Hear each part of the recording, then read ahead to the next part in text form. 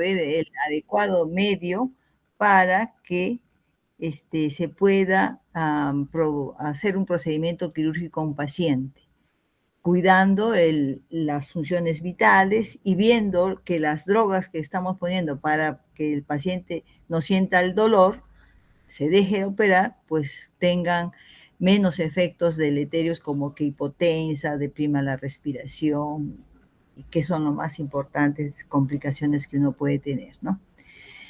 Esta anestesia puede ser dada, y como empezó, que fue de la manera inhalatoria, pero de general, es decir, que el paciente se ponía inconsciente, hacían oler cloroformo desde entonces, ¿no? Ahora, la anestesia no solo es general, que puede ser endovenoso, inhalatorio, mixta, sino también hay la anestesia regional con el descubrimiento de los anestésicos locales, que hacen de que, como el término dice, se localice en determinada parte del cuerpo donde se anula la sensación de dolor, el movimiento, y por lo tanto se llama bloqueo neuroaxial o bloqueo nervioso, y permite realizar la intervención con el paciente despierto. Ahora vamos a hablar un poco de la sala. Sí, sí. Disculpe, se observa el PowerPoint, pero no la presentación. Ay, ¿por qué? Es que tiene que compartir pantalla completa, no solo la ventana. A ver, voy a volver a poner ya. Espera un ratito.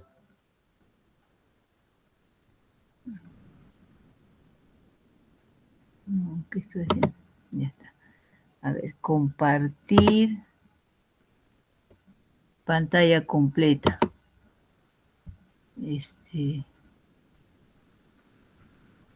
El PowerPoint.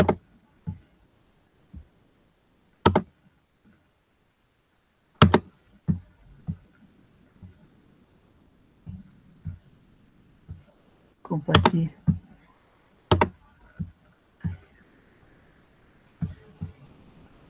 Compartir. Sí, ahora sí se va a ver.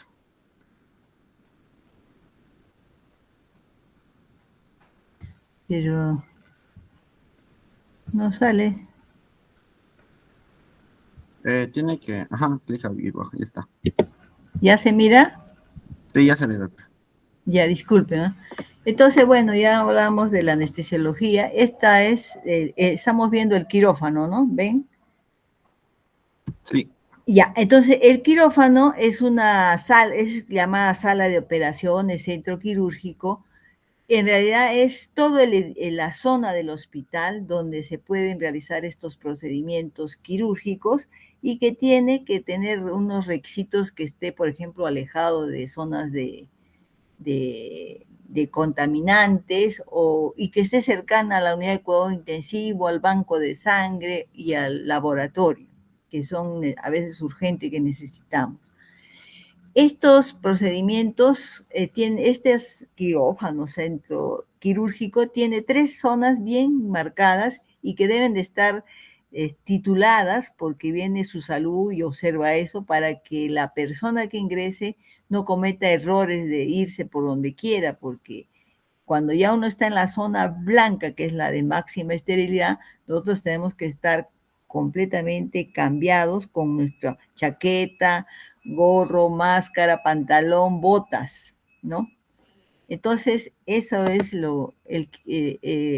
la zona negra es la primera zona donde se va a poner ahí, hay la entrega de la ropa quirúrgica, se puede firmar asistencia, nosotros que trabajamos ahí, hay oficinas, jefatura médica, jefatura de enfermería, y eso es lo que hay en esta primera zona, donde podemos estar con nuestro mandil o la ropa que traemos de calle. Una vez que ya nos ha entregado la ropa de sala, pues vamos a entrar a la zona gris, y es ahí donde nos ponemos las botas para poder llegar hasta la zona donde están los lockers, donde nos vamos a cambiar la ropa, ¿no? Nos vamos a sacar la ropa que traemos de fuera y nos ponemos una chaqueta, un pantalón, el gorro que tape bien todo el cabello, la máscara y las botas. Solo así podemos entrar a la zona blanca. En esta zona gris también hay zonas de almacenes donde hay productos farmacéuticos, material quirúrgico, sondas, suturas, gasas, compresas, etcétera, ¿no? Entonces, cuando se requiere, de ahí se saca. Y la zona blanca, que es la área de máxima restricción, donde debemos estar totalmente vestidos así. Nosotros que solo vamos a dar la anestesia, no necesitamos estar con mandil estéril, guantes estériles, salvo que vayamos a hacer un procedimiento quirúrgico, es decir, colocar el catéter venoso central. Entonces sí nos tenemos que poner guantes y mandilón.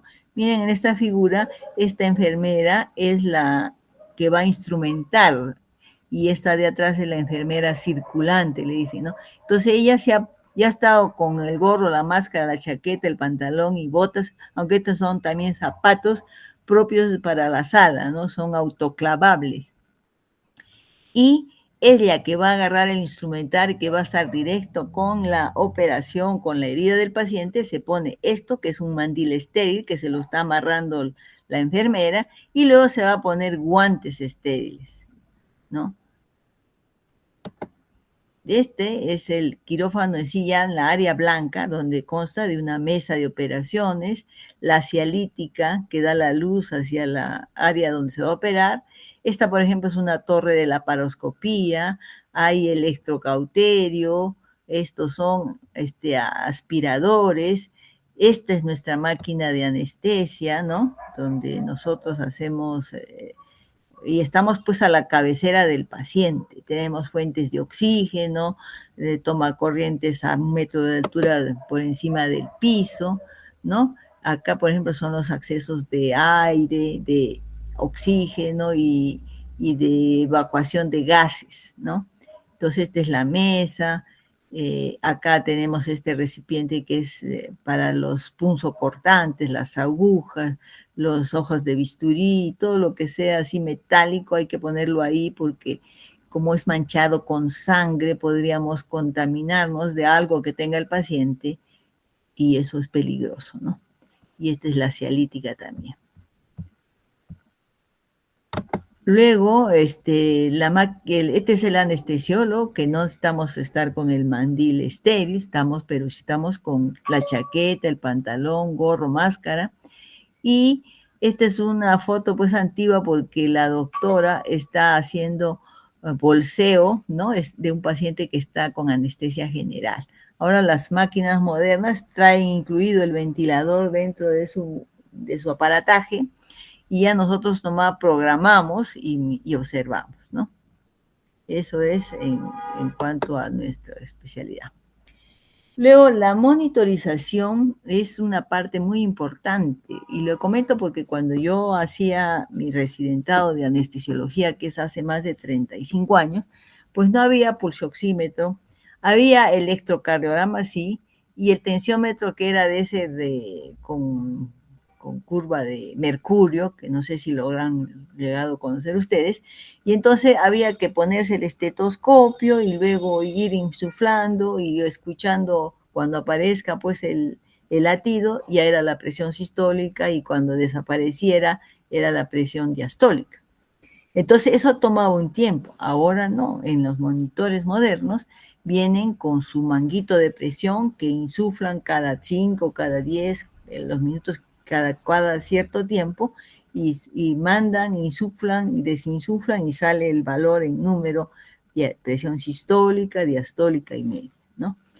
Entonces eso nos ha liberado un poco de estar ahí ocupados en tomar así la presión. Luego que hay la pulsioximetría, que permite pues ver que estamos oxigenando bien al paciente. Luego también tenemos el EKG, que se puede ver en todas las derivadas, pero generalmente lo hacemos en la derivación 2 y 5, para poder ver cambios en el electrocardiograma, sobre todo en pacientes que tienen cardiopatías, ¿no?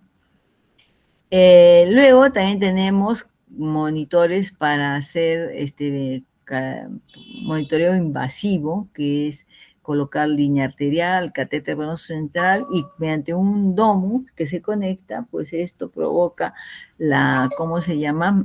Que en la pantalla del monitor salga la presión sistólica, diastólica y media, como ahorita vamos a ver una imagen, ¿no? Ahí está. Miren, esta es una foto de un monitor donde acá arriba está el EKG, ¿no? 4 derivaciones tiene ahí. Esta es la frecuencia que está teniendo el paciente. Esta es la presión sistólica, diastólica y media no invasiva, o sea, del manguito de presión.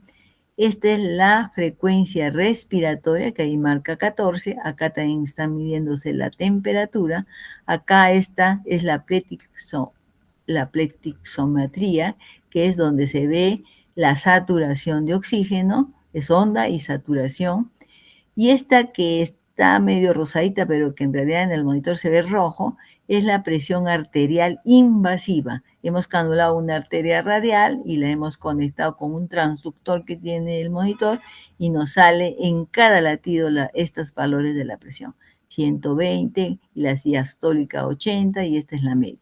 Entonces, ese monitoreo así estricto que en cada latido da los valores, lo usamos en los pacientes muy delicados, que están chocados o que sus intervenciones son muy riesgosas, como la cirugía cardíaca, la neuroquirúrgica, las grandes resecciones de las cirugías oncológicas que también pueden poner en grave riesgo de fallecer el paciente, ¿no? Todo lo que es así riesgoso, le hacemos este monitoreo invasivo porque nos hace ver en qué momento preciso ya está cayendo la presión y permite tomar medidas correctivas para no llegar al paro cardíaco, ¿no? Y este de acá es el valor de la PVC, que debe estar más o menos en 10. Luego tenemos, entonces esos son de los monitores más simples, pero que ahora tenemos. Yo antes tenía que ver solo el EKG, no tenía para saber la saturación y yo tenía que tomar la presión arterial, ¿no? Entonces, el monitoreo invasivo no solo es eso, sino también tenemos para poner un catéter de Swan-Ganz para ver la presión de cuña pulmonar. Podemos poner eco transesofágico, una sonda a través del esófago para ver el corazón. En las cirugías cardíacas bajan los cardiólogos con su eco. También tenemos para medir la concentración del anestésico en sangre, una cinta que se pone en la frente del paciente y se llama índice biespectral, donde nos da los valores del anestésico en el cerebro y lo que nos permite ver si está en plano anestésico o no, o está muy profundo también y nos controlamos de la cantidad de anestésico que damos, ¿no? Luego, también tenemos para ver la relajación, porque para la anestesia general inhalatoria usamos un relajante muscular, ya que provoca así una soltura en la zona operatoria y el cirujano puede operar libre y no está esperando que se contracture, por ejemplo, los rectos abdominales, que son muy potentes. Entonces, relajado así, también podemos ver, porque tenemos que valorar que haya salido de esa relajación para poder extubar al paciente, ¿no? Entonces tenemos también ahí un monitor que gradúa la relajación. Ahora vamos a pasar a hablar sobre la evaluación preanestésica. Esto es lo más importante para ustedes y esa es la que nos va a permitir que ustedes que van a realizar durante esta y hasta que acaben el internado y el residentado, pues hacen historias clínicas y nosotros nos interesa mucho leer la historia clínica del paciente que se va a operar porque con ello nosotros tenemos una idea global del paciente y podemos trazar un plan de anestesia para dar a ese paciente con esas particularidades de enfermedades que puede tener. Entonces, ¿qué aplicamos en esta evaluación? Es una consulta que van los pacientes antes de operarse y todo esto es para operaciones programadas. Entonces, tenemos que son protocolos como es ver los antecedentes, ver los riesgos, ver evaluaciones del pulmón, de la presión, la talla, el peso y luego de riesgos y los análisis y todo eso, pues son protocolos para determinar el paciente cuán riesgoso es darle la anestesia, porque al final de todo esto pedimos el consentimiento informado. Entonces tenemos que explicar que el paciente tiene cierto grado de riesgo y que a pesar de eso, si necesita operarse, nos tiene que dar el consentimiento para darle la anestesia. Entonces, es importante porque nos permite reducir así el saber el entorno del paciente, reducir la morbimortalidad del paciente. Nos entablamos una relación médico-paciente que, como ustedes han entrado a salas, nosotros tenemos gorro, máscara y solo se nos ve los ojos, ¿no? Entonces, en el consultorio, pues estamos solo con máscara y bueno, y en algunos sitios ya ni quieren usar la máscara en estos momentos. ¿Y qué valoramos? La historia clínica, los antecedentes de enfermedades crónicas que tenga, intervenciones anteriores, alergias, qué medicación está tomando, qué hábitos nocivos tiene, es alcohólico, drogadicto, fumador, ¿no? Todo eso que nos va a dar el riesgo anestésico que está determinado por este ASA que ven acá, que es dado por la Sociedad Americana de Anestesiólogos. Ahorita lo vamos a ver. Entonces, en cuanto a la historia clínica, es como que ustedes hacen, ¿no? La anamnesis, la afiliación, la edad, los extremos de la vida, el neonatito de horas de nacido y el ancianito más allá de 80 años, son pacientes que rápidamente se pueden alterar sus funciones, sobrecargar de volumen, la pérdida sanguínea hay que ser estrictos en controlarla, la cantidad de líquidos que se pone al neonato también se controla, porque si no rápidamente llegamos a excesos de hidratación y edema agudo de pulmón. Entonces todo eso tenemos en consideración con respecto a la edad. Luego, la historia de la enfermedad. La enfermedad en sí también puede ser riesgosa o no. Por ejemplo, si me voy a operar de una varices, de una hernia inguinal, ¿no? Es simple comparado a que me voy a operar de un aneurisma cerebral, de una válvula cardíaca que me la van a reemplazar o bypass coronario, que son cirugías muy complejas y con cierto riesgo de que pueda comprometer la vida incluso del paciente. Entonces, esa enfermedad también nos aumenta para valorar el riesgo anestésico.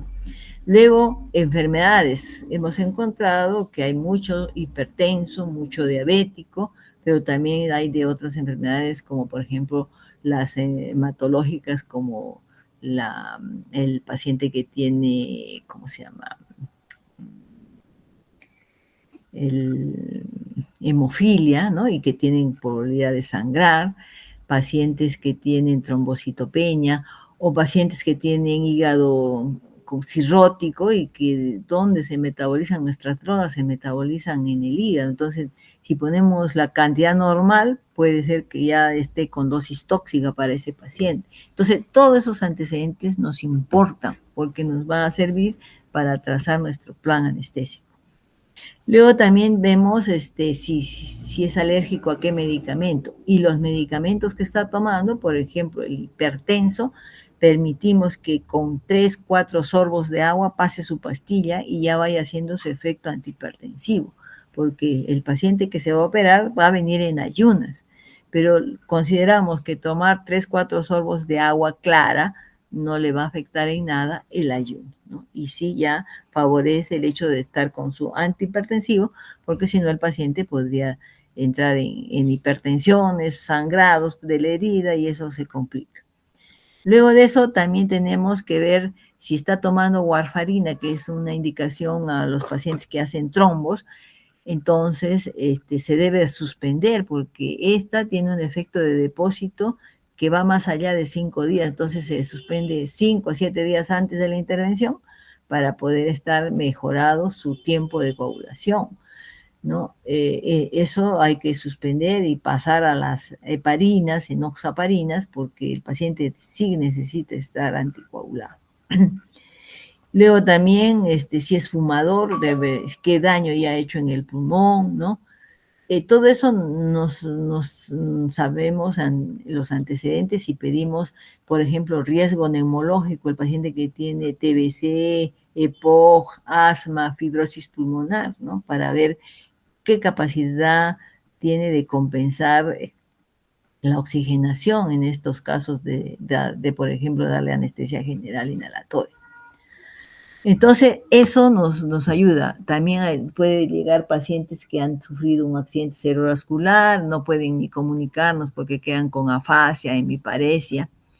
Y entonces todo eso tenemos que valorar porque tenemos que anotar que así entró el paciente y que está saliendo como entró, ¿no? No podemos empeorar su situación ni tampoco mejorarla de esas partes, de esas enfermedades que trae concomitantes.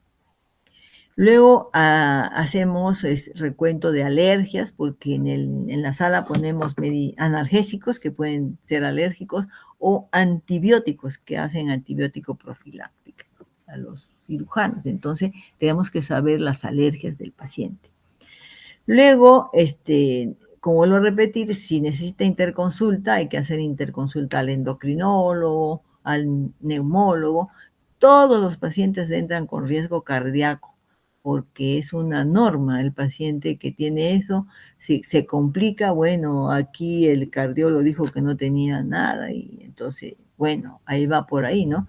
Pero es de norma que todos tengan riesgo, sean enfermos o sanos. Todos deben tener su riesgo cardiológico. En los hospitales hacen los cardiólogos por encima de los 50 años. Menores de eso hace el médico internista el riesgo y menores niños los hacen los pediatras. Pero no entre pediatras, jóvenes y adultos, si hay pacientes con una cardiopatía ya conocida, la tiene que hacer el cardiólogo, eso sí. Bueno, entonces ya tenemos ese riesgo cardiovascular, cardiológico que decimos, y luego nos vamos ya a la historia, al examen físico, ¿no? Tenemos que pesar y tallar al paciente porque eso nos da un índice de masa corporal. Tenemos que dar los medicamentos por kilo de peso, tenemos que saber el peso. Luego la presión sistólica, diastólica y media con la que ingresa. Luego, el pulso, la saturación, porque eso nos da idea de cómo va a salir después y recuperar hasta como vino, ¿no? Luego, tenemos que auscultar los pulmones, el corazón, más si tienen patologías, ¿no? El abdomen, las extremidades, sobre todo, si hay edema, si hay varices, propensión a hacer trombosis, los reflejos chonenosos. Valoramos la vía aérea, que ahorita vamos a ver, que son índices predictores de dificultad o no de la vía aérea, y la columna. Tocamos la columna si hay puntos dolorosos, sobre todo si pensamos hacer bloqueos regionales como epidural y rectal. Entonces, una vez que ya tenemos los análisis revisados que estén dentro de límites normales, hacemos el riesgo y el ASA y firmamos el consentimiento informado de la autorización para dar la anestesia. La valoración de la vía aérea, estos son unos predictores que nos ayudan mucho a tener una idea de si hay que intubar al paciente, si hay dificultad, la clase 4, por ejemplo, del Mallampati. Entonces tenemos que poner ahí una marca en nuestra evaluación preanestésica para decir que el que le toque dar la anestesia, que sepa que tiene un Mallampati 4, por ejemplo. Entonces ahorita vamos a ver las figuras y también esta distancia tiro-mentoniana. Hay imágenes de eso. Este es el Mallampati. El Mallampati 1 es donde vamos a hacer abrir la boca del paciente y vamos a mirar pared posterior, úvula, paladar blando, pilares. Esta va a ser al hacer la intubación ya vamos a tener mucha facilidad. Vamos a ver las cuerdas vocales con facilidad. Este es el Mallampati 2, donde no se ven ya los pilares, pero sí se ve toda la úvula, paladar blando, lengua. Entonces ahí también es relativamente fácil hacer la intubación. En el Mallampati 3 ya es paladar blando y lengua, no vemos úvula. Entonces cuando vayamos a hacer una laringoscopia vamos a ver solo la epiglotis, no vamos a ver cuerdas vocales. Con ciertas ayudas podemos hacer probablemente una intubación fácil. Y en el Mallampati 4 tenemos paladar duro y lengua, donde ahí sí no vamos a poder ver ni la epiglotis, hay que intubar a ciegas, hay que tener el videolaringoscopio, broncofibroscopio, para que con su camarita chiquita que tiene dentro y podamos visualizar la epiglotis, las cuerdas vocales, si es que logramos verlo, ¿no? Entonces, esa es la intubación más difícil, en donde generalmente ya no usamos relajante muscular porque tenemos la probabilidad de que podamos fallar en poner. Entonces, si el paciente está relajado, no va a ventilar solo y tenemos ahí problemas de oxigenación. Esta es la distancia tiro-mentoniana o la escala de Patila-Alfretti, donde se mide del mentón al cartílago tiroides, por se llama tiro-mentoniana. Esta distancia debe ser mayor de 6.5. Entonces es fácil la intubación. Menos de 6, miren, ya es una intubación difícil, ¿no? Eso también podemos medir. Y otra que medimos también es la distancia interdental, ¿no? Esto, entre los dientes. La apertura bucal. Si mide más de 3 centímetros, 3.54, está la intubación fácil. Menos de 2 centímetros es difícil la intubación, porque no abren la boca más como esta, por ejemplo, ¿no? Entonces eso también nos ayuda. Son predictores de dificultad o no de la vía aérea. Y luego tenemos ahí el riesgo anestésico que le decimos ASA, en donde está paciente, el ASA 1, paciente sano, que se va a operar de algo, le dio la apendicitis, por ejemplo. El ASA 2 es un paciente que tiene una enfermedad sistémica, pero que no le limita en nada su actividad diaria, ¿no? Por ejemplo, el hipertenso que toma su pastilla y asciende, camina al harto, hace ejercicio y no siente ninguna molestia ni limitación. El ASA 3 es el paciente que tiene ya una limitación por la enfermedad sistémica que trae, que lo limita de forma moderada, severa, la actividad diaria. Entonces, ahí tenemos, por ejemplo, el paciente que ha malogrado su riñón, está en proceso de hemodiálisis y que sigue trabajando, ¿no? Hace su hemodiálisis para el trabajo, pero él no puede caminar mucho, exigirse mucho, no puede tomar líquidos en exceso, ¿no? Porque no funciona el riñón. Entonces, está limitado, pero no está postrado. El ASA 4 sí es el paciente con enfermedad sistémica severa. Esa enfermedad lo ha postrado, está en constante amenaza de su vida y que se va a operar de algo. Por ejemplo, tenemos el insuficiente cardíaco congestivo que está polineico, con oxígeno, taquicárdico, descompensado, no puede ni ir al baño y que, por ejemplo, se cayó y hay que operarlo de la fractura de la cadera, ¿no? Y por último, el ASA 5, que es el paciente moribundo, que no se espera que sobreviva más allá de las 24 horas. Son todos emergencias, son pacientes que entran chocados y que la única alternativa de salvarle la vida es la intervención quirúrgica, es ruptura de hígado, de un gran vaso, por un accidente generalmente, y que hacen entrar así como para salvarle la vida, ¿no? Pero tiene más de un 50% de probabilidad de fallecer en el intraoperatorio estos pacientes ASA 5, que vienen prácticamente sin presión, inconscientes.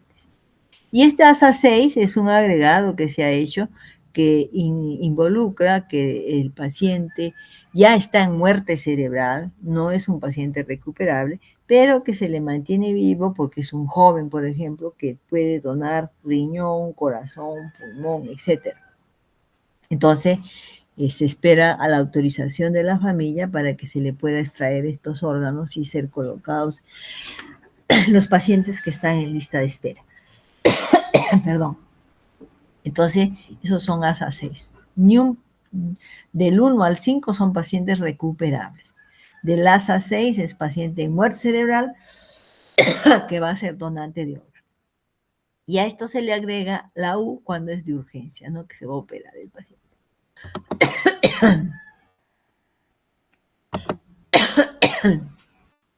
Luego vamos a hablar ahora de la premedicación. Son medicamentos que se ponen antes de dar la anestesia porque el paciente es muy ansioso, ¿no? Inquieto, y entonces necesitamos sedarlo, que entre tranquilo. ¿Y con qué lo hacemos? Con los ansiolíticos tipo benzodiazepínicos. Se puede dar alprazolam para que duerma en la noche y pueda despertar, porque a veces están preocupados y no logran dormir. Entonces se ponen medicamentos que calmen la ansiedad, que propongan un poco de analgesia, a veces están fracturados de la cadera, entonces podemos poner un opioide mayor. Luego también podemos poner algo que seque las secreciones, atropina generalmente. Y los que tienen gastritis, úlceras, entonces podemos poner también ranitidina, cimetidina para disminuir los ácidos gástricos, ¿no? Porque a veces cuando se relaja, regurgita hacia el esófago, incluso sale y pasa al pulmón, ¿no? Entonces tenemos que tener mucho cuidado de eso. Disminuir las drogas anestésicas sabiendo que el paciente está delicado, es viejito, por ejemplo, ¿no? Entonces, ¿qué usamos? De tranquilizantes usamos diazepam más que el midazolam es mejor porque tiene solo 3 horas de acción, mientras que diazepam es más de 12 horas. Hipnóticos como el propofol, opioides, fentanilo para analgesiar, anticolinérgicos para secar secreciones, antieméticos, ¿no? Y los antagonistas H2, que es la ranitidina de cimetidina. Entonces se dan previos al momento de empezar una anestesia. Disculpen. Entonces, una vez que ya conocemos a nuestro paciente, hacemos nuestro plan anestésico, que es ver que según el ASA, voy a dar un monitoreo simple, o si el ASA es 3 a 5, tengo que dar un monitoreo invasivo, ¿no? El tipo de anestesia, mejor me conviene raquidia, un bloqueo de un nervio, o le doy anestesia general inhalatoria. Tengo que elegir el tipo de anestesia.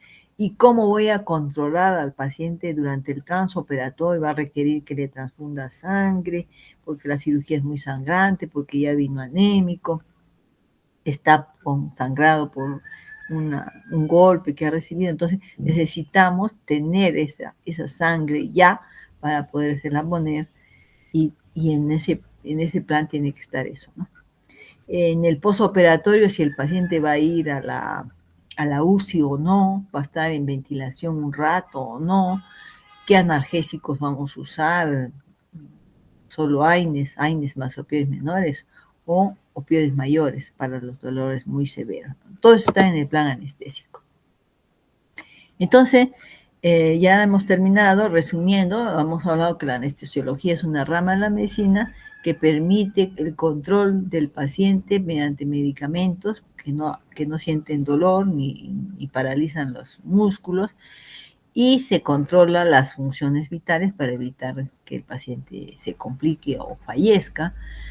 Luego también vamos más allá, aplicamos analgesias, terapias del dolor que se llama, con los mismos medicamentos a dosis analgésica, por ejemplo, los anestésicos locales, o usando pues estos analgésicos que ya los conocemos, como son los AINES, los opioides menores y mayores. Entonces sí tenemos un programa de terapia del dolor, que no es dar anestesia, sino calmar los dolores a dosis menores en estos pacientes. El quirófano hemos dicho que es una zona del hospital donde se realizan las intervenciones y que tiene 3 zonas: zona negra, zona gris y zona blanca.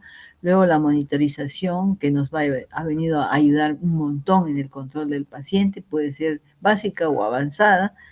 Luego tenemos la valoración preanestésica, que se hace en el consultorio de preanestesia, donde evaluamos y interrogamos al paciente, y luego de eso sacamos el riesgo anestésico que es dado por la Sociedad Americana de Anestesiólogos, se llama ASA, que va del 1 al 5 de pacientes recuperables. Pensar si el paciente es muy ansioso, incluso ya te pide que lo duermas, entonces usar la premedicación. Y en el plan anestésico, que incluso incluye cómo vamos a manejar la vía aérea, va a requerir de ventilación en el posoperatorio, va a requerir a la UCI. Por ejemplo, los pacientes de cirugía cardíaca van a la unidad de cuidado intensivo. Si no hay cama en la UCI, no se opera ese paciente, porque son cirugías programadas y necesitamos estar con todo eso bien establecido, esperándonos la cama en la UCI para poder bajar al paciente una vez terminada la cirugía. Bueno, eso es todo lo de hoy. No sé si hay alguna pregunta.